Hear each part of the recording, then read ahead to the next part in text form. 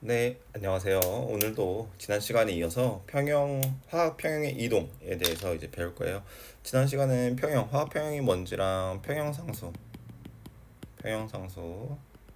평형상수에 대해서 우리가 간략하게 알아봤어요. 화학 평형에서는 이제 우리가 가역 반응이 일어나고 비가역 반응이 일어날 수 있다.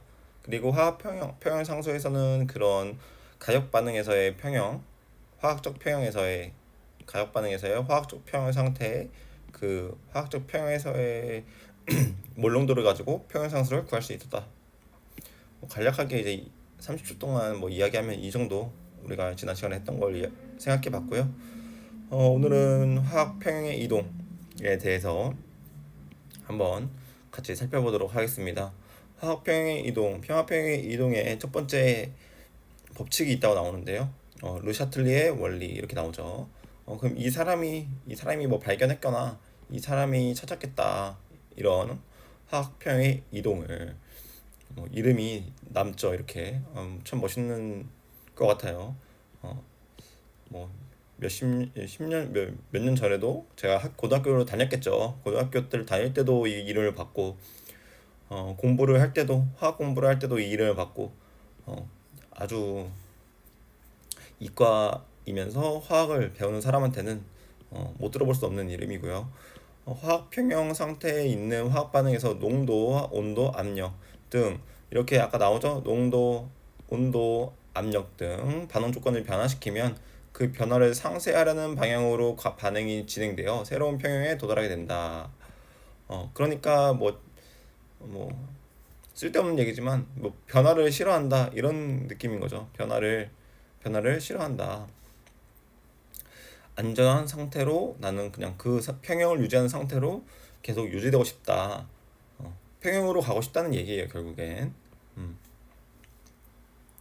아마 평형으로 갔을 때 그 상태에서의 에너지가 가장 안정하다. 그런 의미가 되는 거겠죠. 음. 그래서 평형 이동에 영향을 미치는 요인 이렇게 해서 농도, 온도, 압력에 대해서 이 등 반응 조건에 대해서 이제 나오겠죠. 농도에 의한 평형 이동, 농도에 대한 평형 이동. 우리가 지금 이 내용을 처음 볼 수도 있고 아닐 수도 있죠. 제가 분명히 뭐 이거는 복습용으로 같이 공부하자고 했는데 한번 생각해 보는 거예요. 음, 분명히 반응물과 생성물의 사이에 평형이 존재하죠. 가역적인 반응에서. 이때 제가 말했던 것 그때 앞에서도 말했는데 반응물이 이만큼 있고 생성물이 없다면 반응은 정반응으로 가는 거죠. 그리고 생성물이 있고 반응물이 없을 경우엔 역반응 반응물이 만들어지는 경로로 갈 거예요. 화학 반응이. 그런데 이제 우리가 한번 생각을 해볼게요. 둘 다 있다고 생각을 해봐요. 이렇게 둘 다 있다고 생각을 해봤을 때 우리가 좀 이런 과학이나 수학이나 뭐 이런 걸 할 때 좀 극단적인 생각을 많이 하죠. 만약에 이 생성물이 조금 있는데 이 생성물이 조금 있는 걸 상쇄할 정도로 반응물이 엄청 많다면 결국에는 반응은 어떻게 될까요? 반응은 정반응으로 가겠죠. 이해되시나요? 원래는 반응물만 있으면 무조건 생성물로 이제 만들어질 텐데 반응물과 생성물이 조금씩 있을 때 평형을 이루고 있을 때 지금 서로 평형 상태예요. 평형 상태에 있을 때 반응물을 점점점 늘려주면 결국에는 이 반응은 역반응으로 갈까요? 정반응으로 갈까요? 이 느낌을 한번 생각해 보라는 거죠. 아, 반응물을 점점 늘려주면 이 생성물이 조금 있다 하더라도 이건 무시될 수 있겠구나. 그러면 정반응으로 가겠구나. 요게 르샤텔리의 원리예요. 요게 요게 결국에는 지금 제가 지금까지 한 말을 요약하면 뭐냐?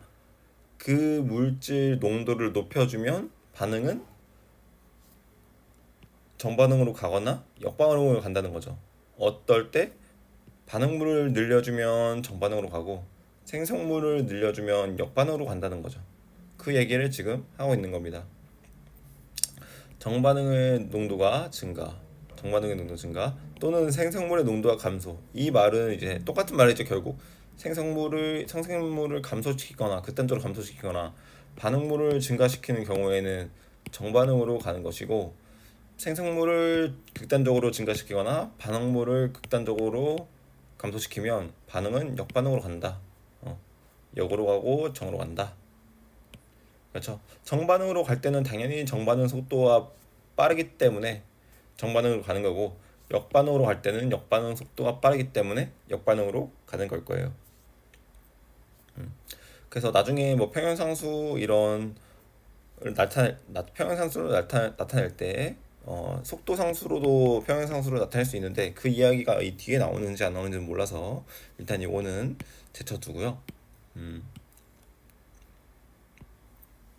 일단 속도상수 얘기는 잊어버리세요. 일단 여기까지. 제가 방금 반응물이 많아지면 정반응, 생성물이 적어지면 정반응, 생성물이 많아지면 역반응, 반응물이 낮아지면 역반응, 요거를 이제 아시면 됩니다. 별로 외울 게 아니죠. 그냥 많아지면 정반응, 적어지면 역반응, 이런 식으로 단편적으로 이제 이해하셔도 돼요. 암기를 하셔도 되고. 그래서 그냥 쭉 읽어보면 평형 상태에 있는 화학 반응에서 반응물이나 생성물이, 여기서도 조건이 있죠. 어떤 상태? 평형 상태에 있는. 이 말이 되게 중요한 거죠. 평형 상태에 있어야 돼요. 평형 상태. 10과 4로 평형을 이루고 있는 상태에서 여기를 늘려주면 정반응, 여기를 낮춰주면 정반응, 여기를 보라색으로 할게요. 여기 늘려주면 역반응, 여기 낮춰주면 역반응. 뭔지 아시겠죠? 평형 상태여야 됩니다. 평형 상태. 조건을 항상 잊지 마세요. 화투에서는 조건이 많이 나오기 때문에 조건을 항상 잊지 말아야 된다.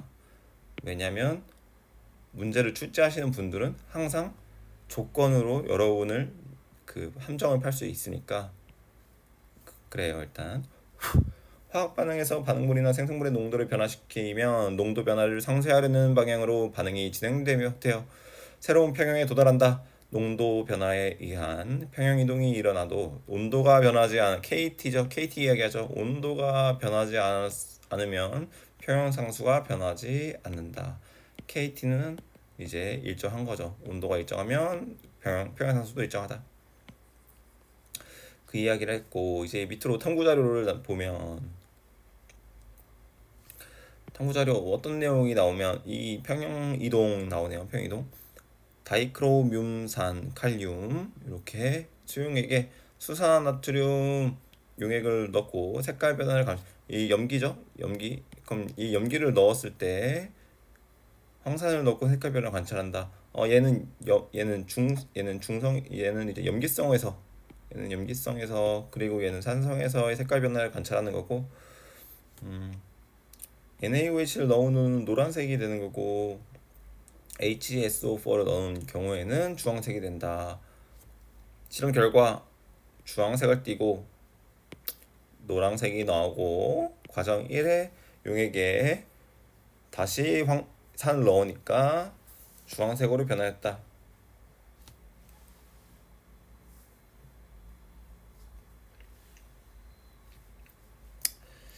그래서 물에 녹이면 다음과 같은 평형 상태를 이루게 되고, 이렇게 이제 주황색. 이 칼륨은 이제 구경꾼 이온이 뭐냐면 아무런 반응에 참가하지 않고 여기 구경하는 거예요. 그냥 여기 구경꾼 이온이 되고, 이 지금 다이크로뮴산 이 이온이 물과 반응해서 이렇게 생성이 되고 산을 내놓는다. 이렇게 되는 거죠.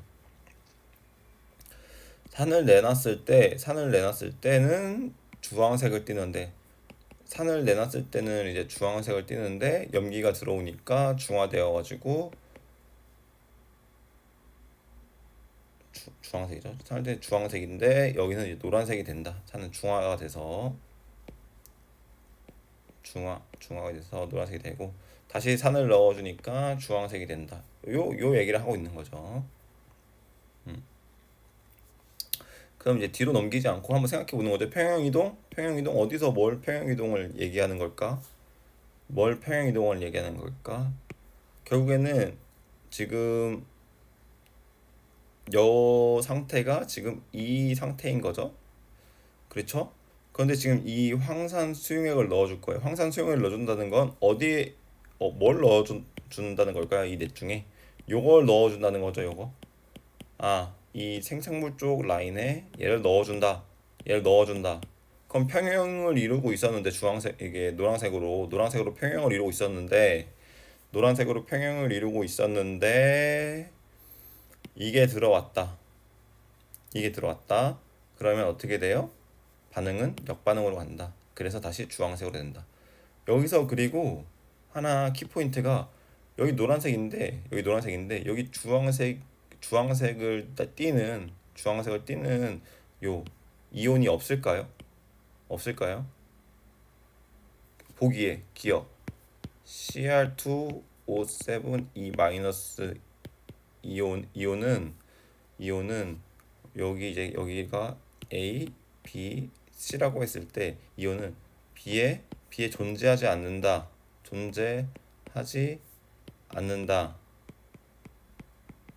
OX 할 때 뭐 하시겠어요?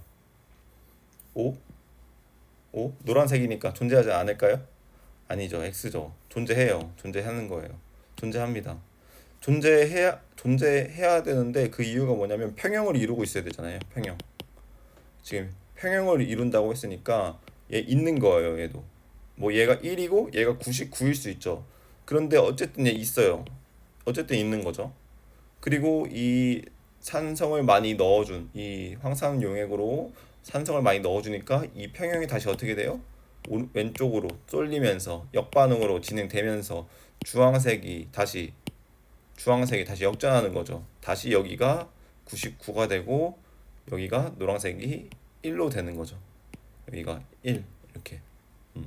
그래서 이런 중화 반응 같은 경우도 이렇게 중화시켜서 색깔을 변화시키는 반응도 이런 르샤틀리의 원리로 설명을 할 수가 있구나라는 걸 한번 체크해 볼 수 있었죠. 우리가 뭐 뒤에 얘기가 나올 것 같네요. 또 계속 이어서 이제 앞에서 제가 다 설명했으니까 이걸 읽으면서 이해만 한번 해보면 되죠.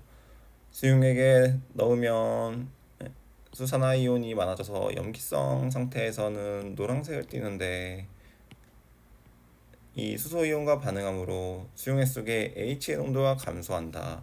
H 농도가 감소하면 평형은 정반응으로 이동하여 농도를 증가함으로 용액의 노란색으로 변한다. 여기가 이제 앞에서 말한 지금 이걸 지금 설명하고 있는 거죠.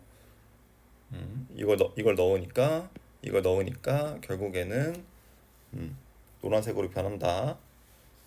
그 다음에 이제 다시 평형에서 이 H 플러스 수소 이온을 넣으니까 역반응으로 이동해서 주황색으로 변한다. 이렇게 말로 이제 설명하는 거죠. 제가 앞에서 이렇게 막 쓰면서 말했던 걸. 위에서는 이제 중화 반응으로 인해서 평형 이동을 봤으면 이제 밑에서는 우리가 앞에서도 봤었던 화학 반응식에서 봤었던 N2 3H2 암모니아 되는 이 기체 반응은 다 제가 상태는 다 생략을 했어요. 기체인데 다 기체라고 쓰고 여기 이렇게 다 지울게요. 그냥 기체입니다. 여기 써줬죠. 그리고 여기서는 또 제가 킥포인트 왜 또 강철 용기일까? 그림은 강철 용기 안에서 일어나는 반응이에요. 강철 용기가 아니면 안 되나? 이런 거를 좀 생각하실 수 있어야 되는 게 강철 용기가 아니면 왜 안 되는데? 뭐 그렇게 질문하는 학생이 있으면 이 친구 좀 날카롭다. 그리고 왜 하필 강철 용기냐? 그냥 부피가 변하는 용기면 안 되나? 실린더면 안 되나? 왜 안 되지? 실린더 왜 안 되지? 이런 생각을 사실 갖기가 모르겠어요. 저는 내용을 다 아니, 이게 설명을 하는 입장에서는 아니까. 그리고 여러분들도 강의에서 뭐 수업을 듣거나 그랬을 때, 요건 무조건 강철 용기해야 돼요. 이렇게 뭐 찝어주시는 분이 있거나 아니면 설명을 통해서 이해하고 있을 수 있는데, 이 강철 용기인 이유는 이걸 이제 내용을 보면서 한번 같이 볼게요. 요 반응의 화학 평형 상태에서 N2를 추가했다. N2는 반응물이기 때문에 정반응으로 가겠네라고 생각할 수 있겠죠. 나타난 거다. N2를 추가한 시점에서 정반응으로 가야 되기 때문에 농도가 어떤 게 증가하겠죠? 얘는 농도 증가하겠죠. 그럼 얘 감소하겠죠. 그리고 N2는 어떻게 될까요? 넣어주고 N2는 넣어줬으니까 농도가 증가하다가 이거에 반응한 것만큼 감소하겠죠. 그렇죠. 평형에 이를 때까지. 그럼 이런 경향성을 보일 거예요. 얘는 무조건 증가한다. 얘는 무조건 감소한다라는 걸 알 수 있죠. 그래서 NH는 무조건 증가하고 H2는 무조건 감소하고, 사실 문제를 낼 때 여기를 블랭크를 때릴 거란 말이죠. 이렇게 블랭크 기억, 니은, 이 디귿 이렇게 나올 거예요. 그러면 우리가 증가하는 거랑 감소하는 거는 무조건 알 수 있기 때문에 증가하는 거, 그리고 추가로 넣어줬다는 건 이렇게 급격하게 변한 얘가 N2라는 걸 알 수 있겠죠. 얘가 N2라는 걸 알 수 있겠고, 그리고 이렇게 반응이 시작되면서 스무스하게 평형을 이루는 걸, 얘가 이제 생성물이겠구나. 그리고 그냥 바로 뚝 떨어지는 거, 감소하는 거, 얘가 H2겠구나. 이렇게 알 수 있는 거죠. 그래서 이 평형에서의 평형상수값을 구하면 결국엔 여기에서의 평형상수값과 동일해야 된다는 식으로 문제는 분명히 그런 식으로 풀이를 풀어라 라고 문제가 나올 거예요. 근데 여기 강철용기를 준 이유는 저는 그거예요. 이 반응이 이 화학 반응이 기체 분자수가 변하는 반응이라서 강철 용기 상태에서 이걸 설명을 해야 돼요. 왜냐면 지금 4개의 분자가 2개의 분자로 줄어들죠. 그럼 4개의 분자가 2개의 분자로 줄어든다는 건 부피가 감소하는 반응이에요. 부피가 감소하는 반응. 그렇죠. 부피가 감소하는 반응이 일어나는데 아까 뭐라고 그랬어요? 변하기 싫다는 거예요. 결국엔 내가 여기 생성물 더 넣어주면 여기 지금 평형이 깨졌죠. 평형이 깨지니까 다시 평형으로 가고 싶다는 거죠. 그래서 평형으로 가고 싶으니까 정반응이 일어나는 거고. 그럼 정반응이 일어날 때 강철 용기가 아니라 부피가 변하는 용기라면 정반응으로 갈 거지만, 반응물을 넣어줘서 정반응으로 갈 거지만, 부피가 변하는 용기라면 부피가 줄어드는 반응으로 갈 때 좀 불편함을 느낄 거예요. 이게 무슨 말인지 실린더를 가지고 얘기를 한번 해볼게요. 그러니까 결국에 이렇게 그냥 강철 용기에서 반응을 하면 부피가 일정하기 때문에 부피 일정하네, 상관이 없단 말이죠. 근데 실린더에서 이제 반응을 한다 치면 우리가 부피가 이렇게 유지하고 있었어요. 부피를. 그 요거 이제 이렇게 평형을 유지하고 있었죠. 근데 반응이 일어나면 이 부피 변화로 인해서 이 부피의 변화로도 평형이 바뀔 수가 있어요. 부피가 변하면 이 부피 변화로 인해 평형이 바뀐다. 평형이. 예. 여기 농도, 압력, 농도, 온도, 압력 등이라고 했죠. 예. 여기 등이라고 했잖아요. 그래서 지금 둘 다 여기서 한번 제가 설명을 해볼게요. 여기 그림이 있으니까 둘 다 이렇게 지금 여기 평형이잖아요. 이렇게 얘가 평형이라고 했잖아요. 이때 여기도 평형이고 여기도 평형이고. 근데 여기 아무것도 안 들어있다고 생각을 해보고,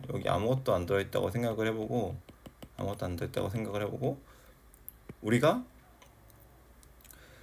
이 꼭지를 열 거예요. 꼭지를 열어요. 그럼 어떻게 될까요?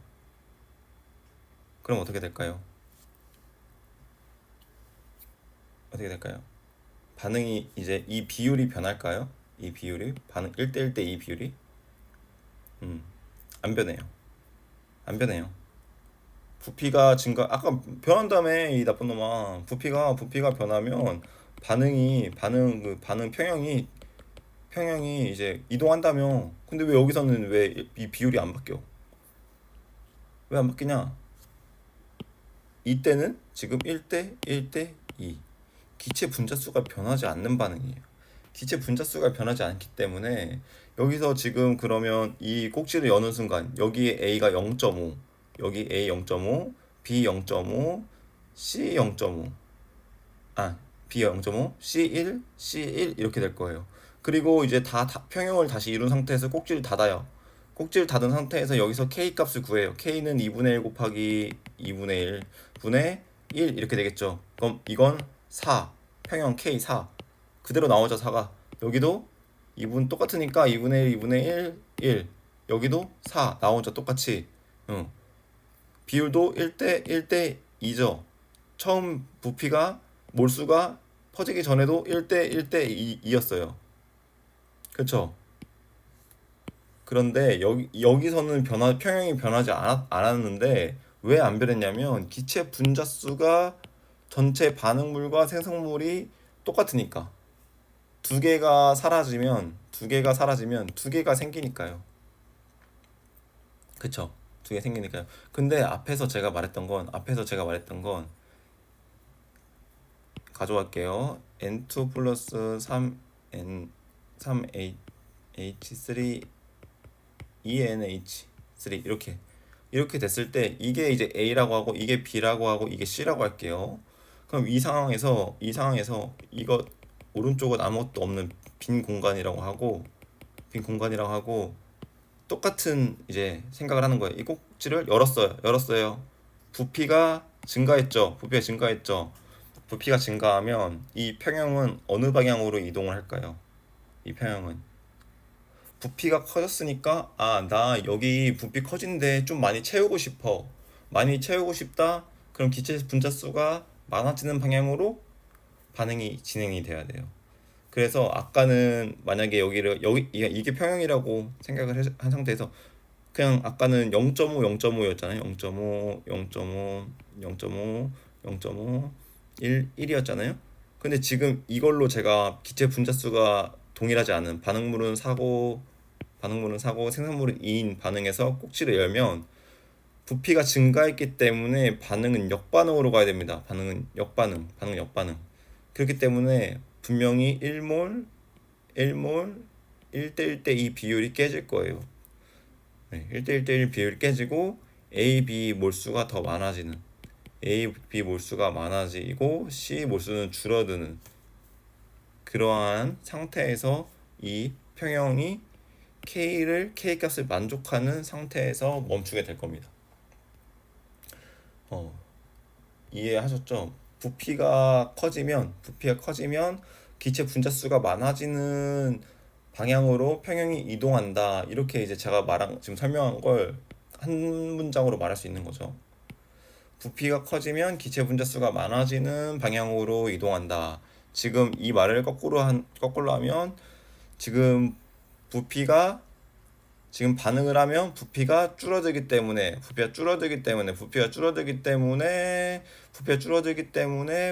줄어드는 방향으로 더 이동할 수 있다. 그럼 제가 문제를 내는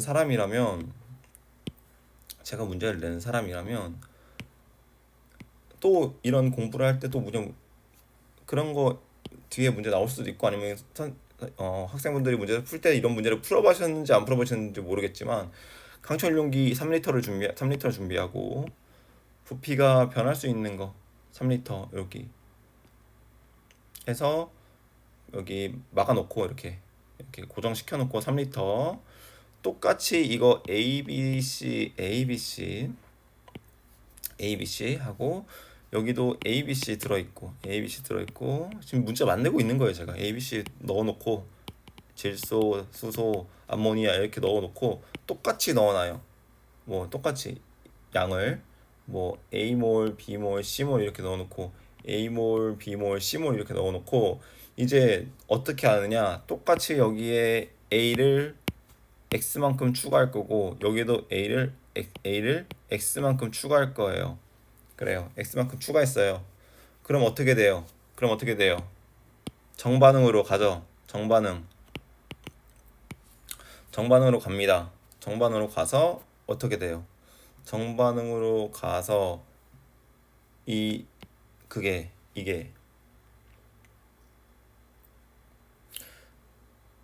정반응으로 가겠죠.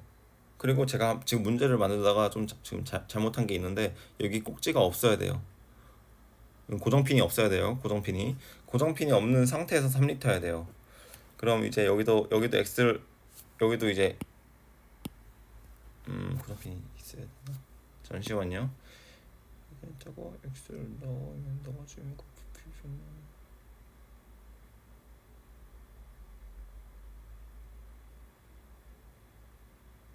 이렇게 하고 X를 넣어줬어요. X를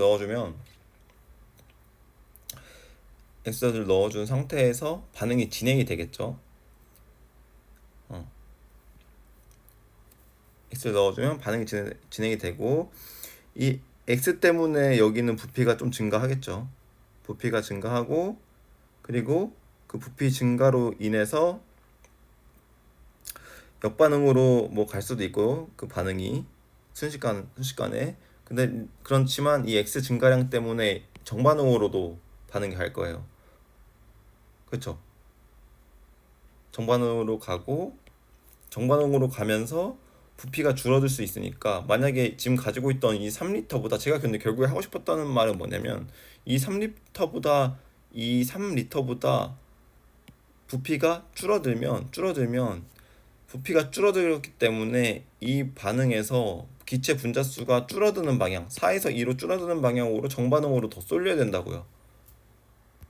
그러니까 제가 지금 디테일한 문제를 만들지 못하겠지만 결국에 이런 비슷한 문제가 나오면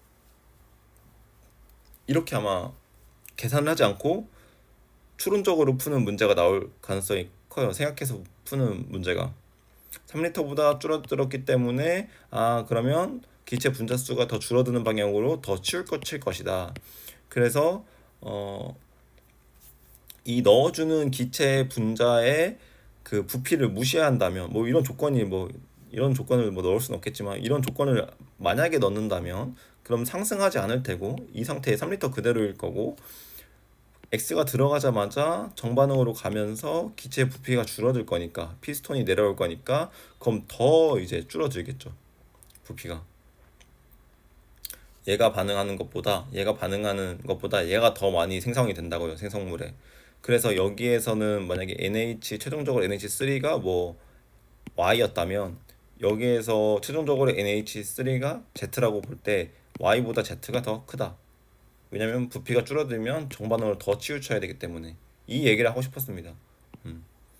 그래서 요거 한번 생각해 보시고 지금 여기서 말하는 것만 다시 정리를 하면 추가한 시점에서 급격하게 농도 증가한다 이거 체크하시고 평형 이동의 원리 농도를 감소시키는 방향으로 평형 이동한다 얘를 넣었으니까 정반응으로 가야죠. n을 추가하면 반응 지수 q가 k이므로 q가 k와 같아질 때까지 농도 작아지고 커져야 한다. 정반응이 우세하게 진행되어 새로운 평형에 도달한다. 반응물을 결국에 넣어주면 반응지수 Q를 계산할 때 요 반응물은 결국엔 요 분모에 들어가기 때문에 분모가 커진다는 거죠. 그렇죠? 평형일 때는 이 상태였는데 지금 n을 넣어준 상태에서는 Q가 작아지므로 Q가 작아지니까 K가 커지는 상황.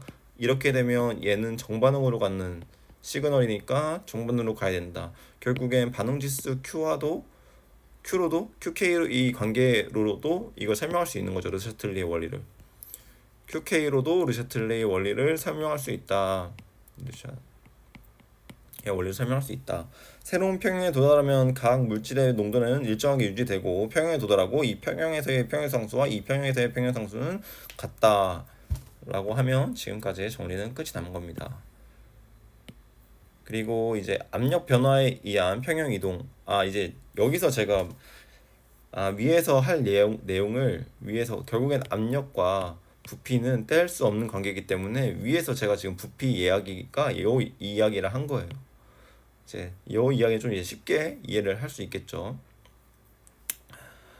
평형 상태에 있는 화학 반응에서 압력을 높이면 압력을 높였다 부피가 줄어들었다, 압력을 높이다 부피가 줄어, 항상 부피랑 같이 갈 거예요.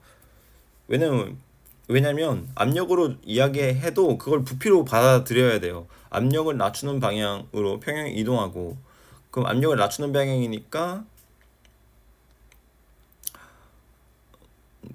네, 이동하고, 압력을 낮추면 부피가 커지면 압력을 높이는 방향으로 평형이 이동한다. 결국에 평형을 맞추려고 하는 그런 식으로 이제 이동을 한다는 거죠. 고체 액체의 압력은 영향받지 않고 기체의 경우 압력 영향을 받는다.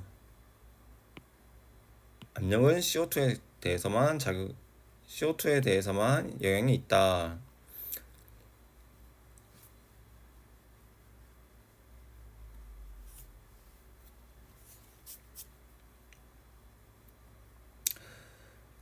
그래서 이제 압력 변화에 대한 평형이 이루어지더라도 온도가 변하지 않으면 K가 변하지 않는다. 계속 이 KT 얘기하고 있는 거죠. 온도 안 변하면 K 일정해요. 에 반응해서 압력 변화와 평형 이동을 나타나고 있고, 평형 상태 외부 압력을 감소시키면 부피가 커지면, 아까 부피가 커지면 어떻게 된다고 했어요? 기체 분자수가 증가하는 방향으로 가야 된다고 했죠. 그러니까 정반응이 갈 거예요. 지금 아까 여기 지금 N2O2가 두 개가 있고 여기는 네 개가 있고 네 개 두 개가 있죠. 근데 여기를 보면 지금 생성물이 한 개, 여기는 6개 이렇게 늘어나 버렸죠. 그쵸? 생성물이 늘어난다고 기체 분자수가 늘어나는, 외부 압력이 감소, 부피가 증가, 부피 증가는 항상 기체 분자수가 증가하는 방향으로 간다. 이렇게. 이거는 정반응, 역반응 개념이 아니라 그 상황에 따라서 해석을 해줘야 돼요. 부피가 증가한다, 기체 분자수 증가하는 방향. 지금 부피가 여기 부피가 감소한다. 외부 압력이 증가해서 부피가 감소한다. 부피 감소하면 부피 감소하는 방향이 역방향. 그러니까 얘는 역방향, 얘는 역방향으로 가야 되는구나. 이렇게. 그러니까 뭐 무조건 역방향 정반응이 아니라, 역반응 정반응이 아니라 이 압력에서는 지금 부피를 생각해서 반응을 왔다 갔다 해주시면 되는 거죠. 반응을 왔다 갔다 해주면 되는 거죠. 지금 이 말을 설명하고 있는 거고, 기체 분자수 증가한다. 압력을 증가시키면 압력이 감소하는 방향으로 평 이동해야 하므로 기체 분자수가 감소하고. 그러니까 지금 여기는 계속 압력으로 이야기를 하는데, 이렇게 이해하면 되는 거예요. 이렇게 부피로 이해를 하면 직관적이잖아요. 압력 감소했네, 부피 증가했네, 부피 증가하니까 부피 증가하는 방향은 1에서 2 정반응. 압력 증가했네, 부피 감소하니까 부피 감소하는 방향은 2에서 1로 가야겠네, 역반응. 이렇게 이해하면 된다는 거죠. 압력으로 계속 가지고 다니지 말고 부피를 가지고 와라. 변하면 전체 분자수 감소한다.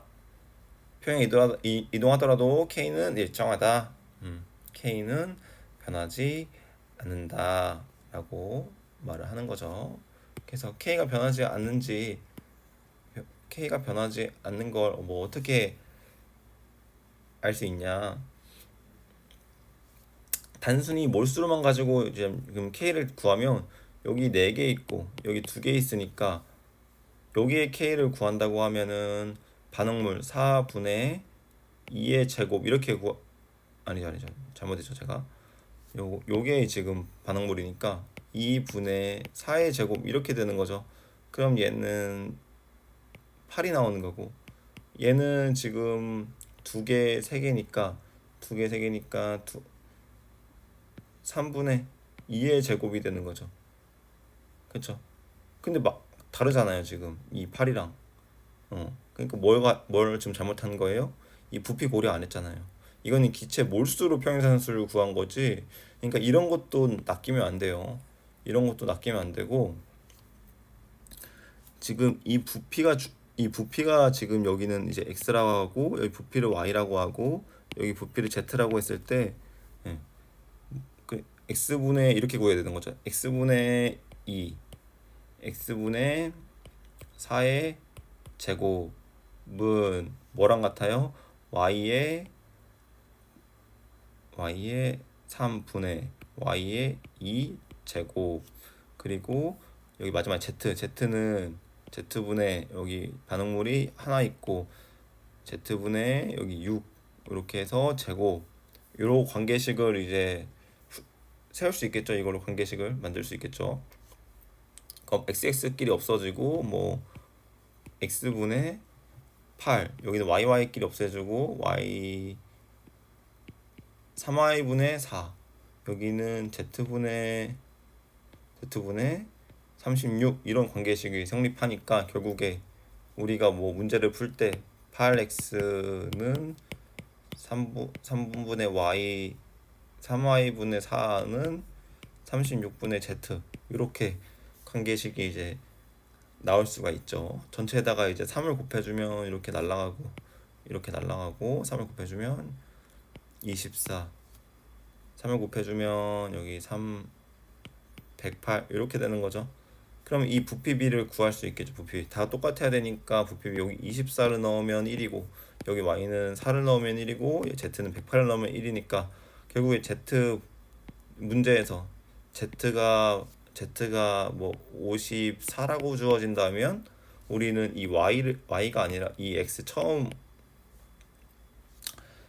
x가 12구나 라는 거를 알 수 있죠.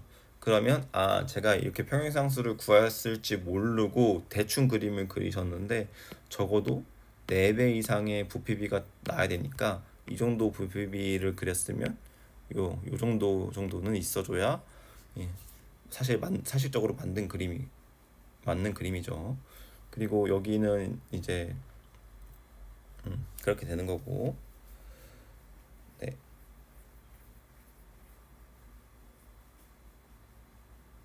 여기 y는 2가 되는 거고, 그렇죠. y가 2, x가 12, 이렇게 54로 주어지면 다 여기도 부피를 구할 수 있다. 하나의 이제 부피만 주어져도 나머지 평행상수 이용해서 다 구할 수 있다.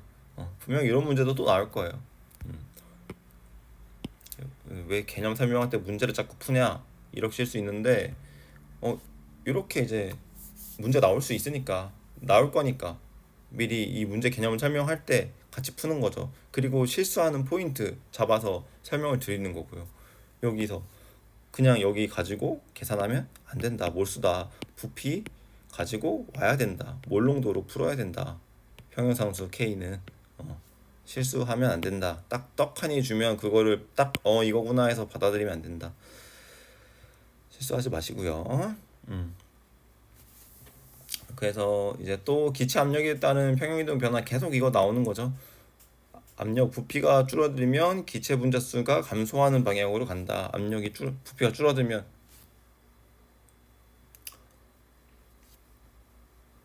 이거 지금 제가 아까 이거 고정장치 이거 설명한 거죠. 여기 동그라미 3리터 이거 3리터 이거 설명한 건데 이거를 지금 여기서 설명을 하고 있네요.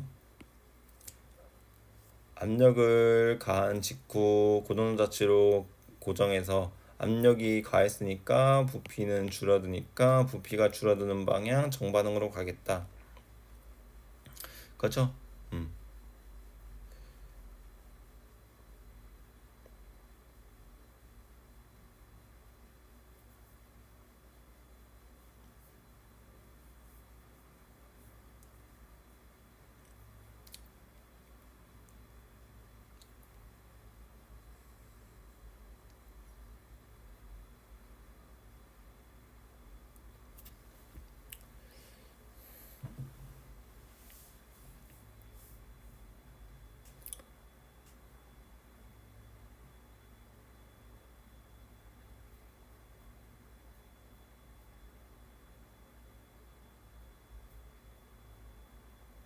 그래서 이거 말을 한번 이제 읽어보면, 과정 1의 평형 상태에 가해서 젓갈색의 이산화질소 이산화질소 이 친구 젓갈색 이산화질소와 무색의 이 무색이래요.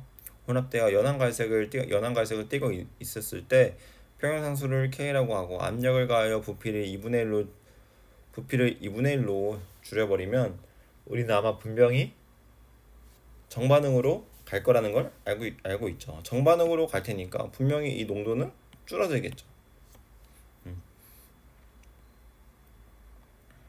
그리고 여기는 지금 2분의 1로 압력을 가해버렸는데 여기는 왜 진해졌어요? 이건 왜 진해졌냐면 부피가 줄어들었잖아요. 부피가 줄어들었다는 건 같은 몰수여도 같이 10몰 있어도 부피가 4에서 2로 줄어들면 몰 농도 자체는 두 배가 되잖아요. 5로 이렇게 두 배. 몰 농도는 두 배가 되니까 진하기도 두 배가 되겠죠. 진하기.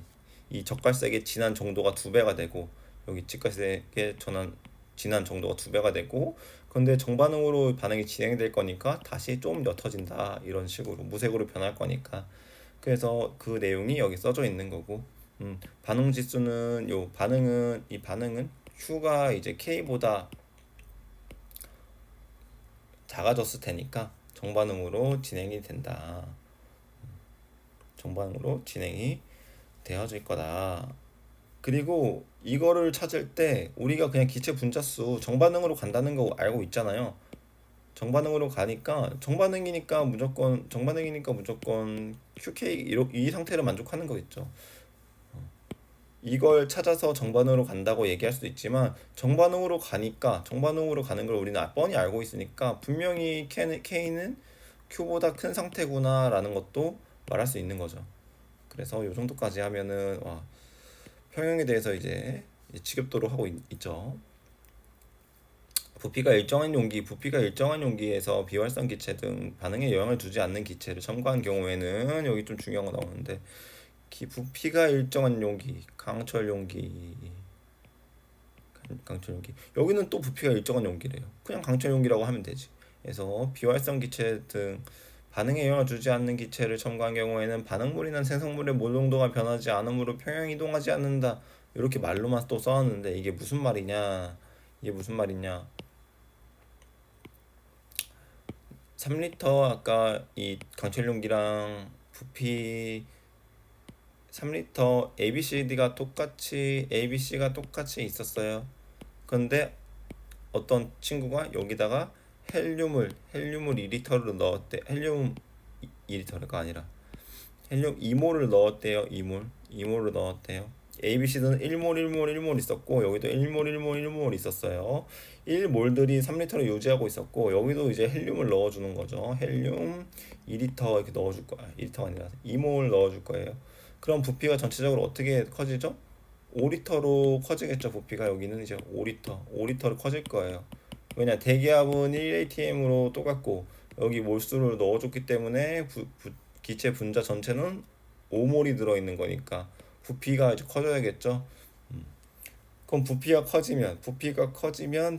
커지는 방향으로 반응이 진행돼야 된다고 했을 때 A 더하기 B는 C라는 화학 반응식이 존재한다고 치면 여기에서는 이 강철 용기에서는 부피 변화가 없기 때문에 ABC가 다 1대1대1로 만족을 하고 있겠지만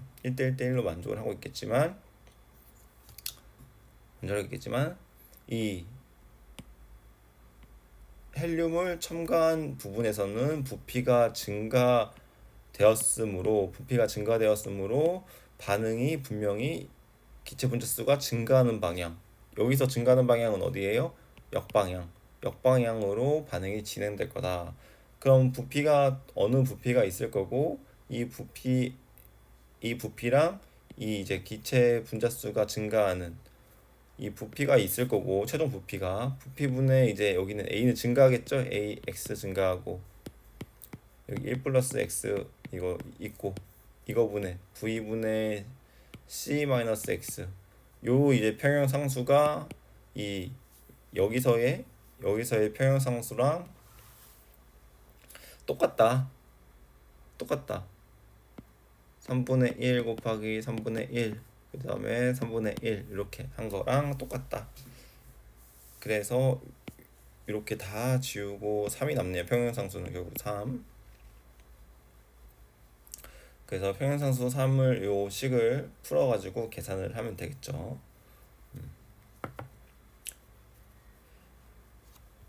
이렇게 이제 계속 평행상수에 대해서 상황을 얘기하면서 개념을 공부하고 있습니다. 이것도 문제 자주 나오는 부분이니까 중요하게 생각을 해 두시고요.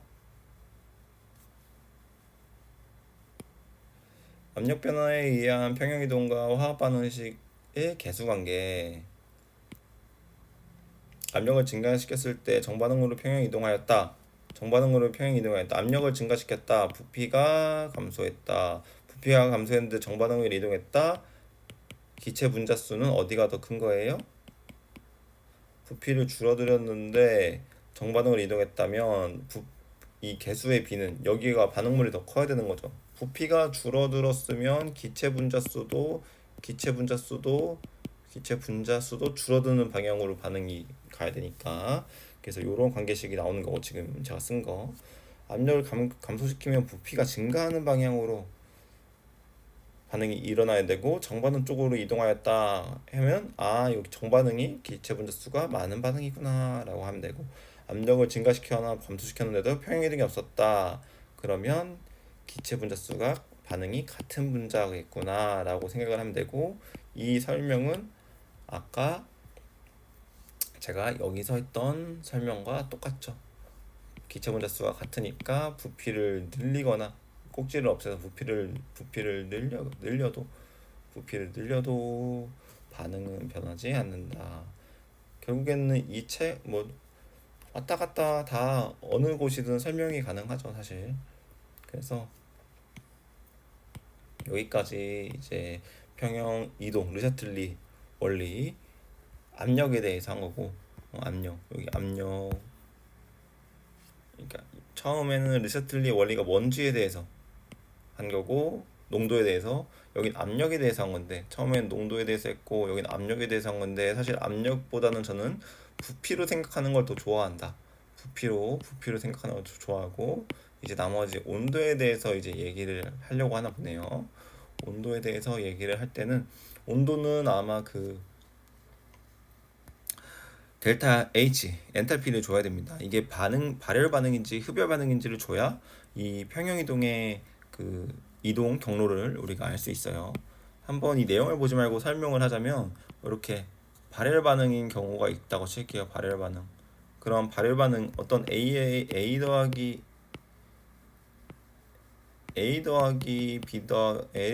B는 C로 이렇게 평형을 이루는 반응이 있을 때, 이 친구가 발열 반응이에요. 발열 반응은 외부 온도를 올리는 거죠. 열을 내니까. 그러면 주변의 온도가 엄청 높아요. 이미 엄청 높아요. 그럼 이 반응이 잘 일어날까요? 안 일어나겠죠. 네. 이미 이게 뭔 소리냐면, 지금 이 반응이 진행이 되면 외부의 열을 발산할 수 있어야 돼요. 근데 이미 외부에 열이 엄청 많아요. 그러면 뭔가 이렇게 반응을 못하도록, 이 반응이 일어나지 않도록 만든다는 거예요, 결국에. 발열 반응으로는 잘 이해가 안 된다면, 그럼 우리가 이제 흡열 반응으로 이제 얘기를 해봅시다. 흡열 반응으로. 흡열. 열을 흡수하는 반응이 있을 때, 우리는 이걸 델타 H는 양수라고 하고 주변의 온도를 낮춘다고 그러죠. 흡열. 우리가 운동을 막 하면 땀이 생기고, 땀이 그 주위의 온도를 흡수해서 기화가 되니까 이제 열을 낮추는 거죠. 열을 낮춰요. 기화되면서. 그런 반응이 있을 때, 외부에서 열을 흡수할 때, 외부에서 열을 흡수할 수 있는 열 에너지가 있어야 이런 반응이 일어날 거 아니에요. 그렇죠? 그럼 주변의 온도가 너무 낮아버리면 주변에서 열을 가져올 수가 없으니까 반응이 잘 안 일어난다는 거예요. 그러니까 결국엔 주변의 온도도 이 반응이 발열 반응인지 흡열 반응인지에 따라서 영향을 줄 수 있다, 이 말인 거예요. 그래서 지금 이제 여기 내용을 읽어보면, 온도를 높이면 열을 흡수하는 흡열 반응 쪽으로 평형이 이동하고, 온도를 낮추면 열을 방출하는 발열 반응 쪽으로 평형이 이동한다. 이게 흡열 반응이라고 할게요. 이게 흡열 반응. 그럼 내가 온도를 높일 거예요. 온도를 높일 거예요. 온도를 높이면 온도가 높아졌으니까 어떻게 해요? 열이 많아졌죠. 열이 많아졌으니까 내가 흡수할 수 있는 열이 많아진 거예요. 그러면 이 상황이 바뀌었잖아요. 조건이 바뀌었으니까 그러면 나도 이 평형을 좀 움직여야겠다라는 느낌이 오는 거죠. 아니 K가 온도에 따라서 변한다며. 아까 압력, 부피랑 몰농도는 K랑 아무런 관련이 없었는데 이 온도는 K를 변화시키기까지 하잖아요. 그러니까 지금 이 흡열 반응은 온도를 올리면 K가 변한다는 거예요. 온도를 올리면 K가 변한다. 근데 어떻게 변한다? 커진다는 거죠. 아까는 뭐 이 지금 M이랑 P는 몰농도나 P는 Q가 이제 변해가지고 K가 커져서 정반응이 갔다면 지금 이 온도는 Q랑 K랑 똑같았었는데 흡열 반응이야. 근데 주변에 온도를 올렸어? 그러면은 나 너무 평형상수 올리고 싶은데 반응 더 잘하고 싶은데 그래서 이런 식으로 바뀐다는 거예요. K가 바뀌어서 온도를 올리면 어떨 때 흡열 반응일 때 그러면 정반응으로 간다 이 소리예요.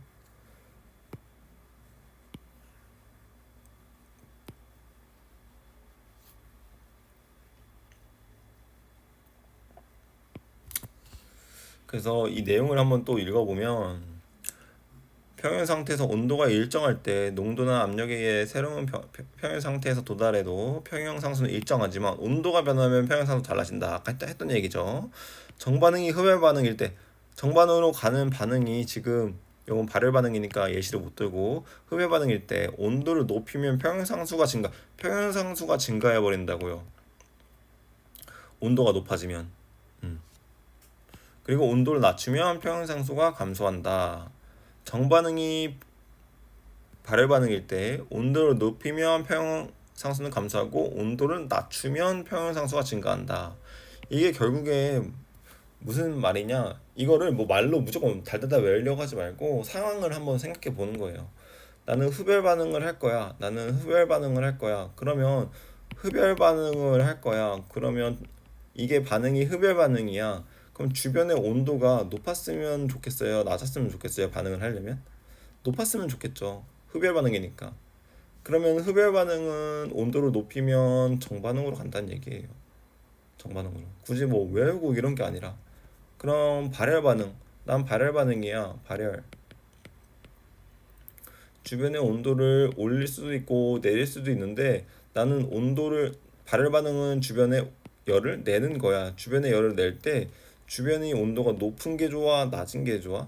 높으면은 열을 잘 못 내니까 주변의 온도가 낮았을 때 열을 많이 낼 수 있으니까 낮은 게 좋아. 열이 온도가 그래서 온도가 낮았을 때 정반응이야. 이렇게 이것만 이제 아시면 됩니다. 결국 흡열은 온도를 높이면 정반응, 발열은 온도를 낮추면 정반응. 이것만 잘 기억하시면 온도에 대한 평형상수 르세틀리의 원리도 끝난 거예요. 그래서 이제 여기 예시로 든 거는 발열 반응이니까 온도를 어떻게 해야 돼요? 온도를 낮춰야 정반응으로 가고 NH3가 증가하겠죠. 그럼 온도 평형상수는 여기인데 온도를 지금 높이니까 어떻게 돼요? 온도를 높이니까 앞에 숫자만 보지 말고 여기 10의 4승배 정도 이제 차이가 나는 거죠. 팍팍 줄어들죠. 팍 줄어들고 온도를 또 높이니까 확 줄어들고 온도를 또 높이니까 10의 8승배 정도 줄어들었죠. 그렇죠? 그러니까 온도를 높이면 평형상수가 줄어든다. 그럼 얘는 온도를 높이면 역반응을 한다. 발열 반응은 온도를 높이면 역반응을 한다. NH3가 줄어든다. 이거죠. 발열 반응일 때 발열. 하나만 외워도 그 거꾸로 하면 되니까 발열 때 온도 낮추면 정반응 NH3 증가, 온도 증가하면 역반응이고 NH3 감소. 이렇게 하나의 상태만 외우고 문제를 풀면 되겠습니다. 온도에 따른 평형 이동, 이것도 그냥 같이 한번 읽어보면서 하면 NA 0.2몰 염화 코발트 수용에 진한 염산과 반응시켜가지고 색변화 관찰하고 실험관을 90도씨의 물에 넣었다. 90에 넣었어요. 흡변을 관찰한다. 그리고 과정 2에 시험관을 얼음물에 넣고 색변화를 관찰한다. 붉은색 염화 코발트 수용에 3리터의 진한 염산을 넣어 보라색으로 변하게 하였다. 여기 보라색이 지금 된 거죠. 그럼 보라색 90 물에 넣으니 푸른색으로 변하였다. 90 물에 넣으니까 여기 푸른색. 그리고 시험관에 물에 넣으니까 다시 붉은색. 다시 붉은색으로 되었다. 붉은색. 그럼 지금 생성물은 푸른색이고 반응물은 붉은색이라고 지금 주었기 때문에 온도를 낮추면은 역반응, 온도를 높이면은 정반응 이라고 볼 수 있는 거죠. 우리가 그럼 온도를 높이면 정반응이니까 온도를 높이면 반응을 잘하는 반응으로 해야 되니까 우리가 흡열 반응, 흡열 반응일 때 온도 높이면 정반응이라고 했죠. 그럼 흡열 반응이니까 델타 H가 양수여야 되고, 흡열 반응이니까 주위의 온도는 주위의 온도예요. 이거 주위의 온도는 낮아져야 되는 거죠. 흡열 반응, 이 반응을 할 때의 온도가 낮아지는 거고, 그죠? 반응을 할 때 주위 온도가 낮아지는 거고, 온도가 높인 곳에서 높은 곳을 넣었을 때 정반응이 간다는 거예요. 지금 요 두 개의 차이 잘 아셔야 돼요. 반응이 진행되면 온도가 떨어지는 거고, 요건 높은 곳에 넣은 거고, 그래서 정반응이 일어나는 거고, 정반응이 일어나면 주위 온도가 낮아지는 거예요. 그럼 물어볼 수도 있죠. 여기 90도의 물에 넣었어요. 90도래요. 그럼 이제 리을 여기서 그럼 시간이 흐른 후 시간이 흐른 후 여기를 이제 요 상태를 뭐 니은이라고 할게요. 흐른 후 니은의 물 온도는 90도보다 작아진다. 이렇게 말하면 어떻게 해야겠어요? 주위의 온도가 낮아지는 거니까 90도보다 낮아지겠죠.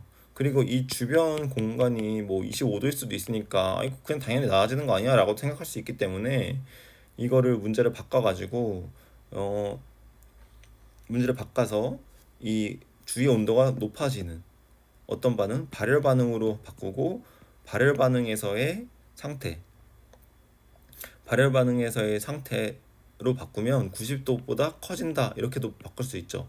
그래서 이제 이걸로도 문제를 낼 수 있고 그렇게 이제 여러 가지로 생각해 보세요 한번.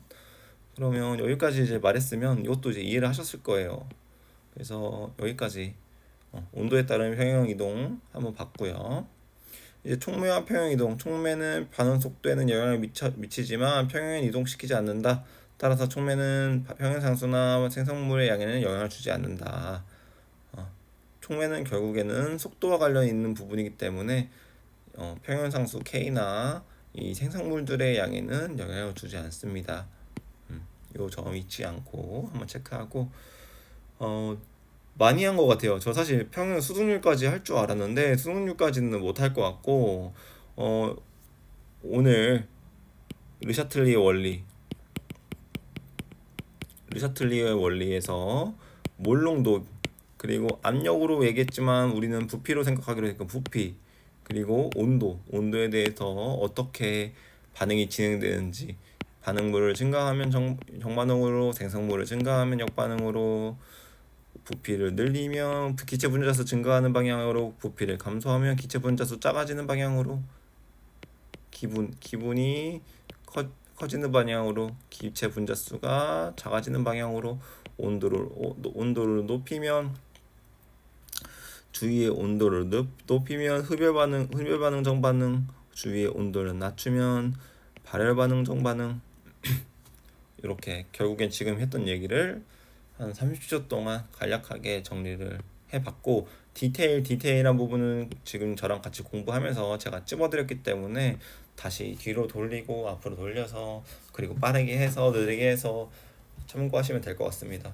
지금 말을 좀 많이 한 것 같아서 수득률이랑 상평형에 대해서는 다음 시간에 마무리를 하고 2점 테스트, 3점 테스트까지 풀어서 업로드를 하는 방향으로 계획을 세워 보겠습니다. 지금까지 같이 평형상수에서 평형 이동해서 르샤틀리에 원리를 같이 공부해서 감사합니다. 다음 시간에 볼게요.